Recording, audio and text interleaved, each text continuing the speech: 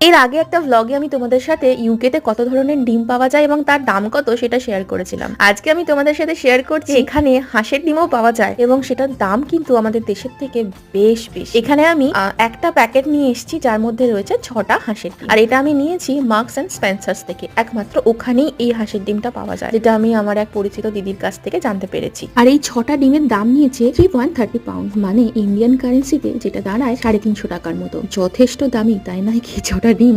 আমি হাঁসের ডিম খুব যে ভালোবাসি তা নয়, তবে মনোজিৎ কিন্তু খেতে খুব পছন্দ করে, তাই ভাবলাম এত দাম হলো একবার নিয়ে যাওয়া যেতেই। আমি এখানে নর্মাল একটু কষা কষা করেই তরকারি করছি। প্রথমে ডিম আর আলুটাকে নুন হলুদ দিয়ে ভেজে নিয়ে, তারপর পেঁয়াজ আদা রসুন বাটা সবকিছু ভেজে নিয়ে ওর মধ্যে টমেটো বাটা আর সমস্ত গুঁড়ো মশলা, তার মধ্যে ছিল ধনে গুঁড়ো, জিরে গুঁড়ো, হলুদ গুঁড়ো, লঙ্কা গুঁড়ো, নুন, অল্প একটু গরম মশলা গুঁড়ো, নুন আর সামান্য চিনি আর একটু ফ্যাটানো টক। ভালো করে কষিয়ে নিয়ে অল্প একটু জল দিয়ে ডিম আর আলুটা দিয়ে ভালো করে নেড়ে ছেড়ে নিয়ে ওর থেকে একটু ধনেপাতা ছড়িয়ে দিয়েছি। আমাদের হাঁসের ডিমের ডালনা একদম রেডি।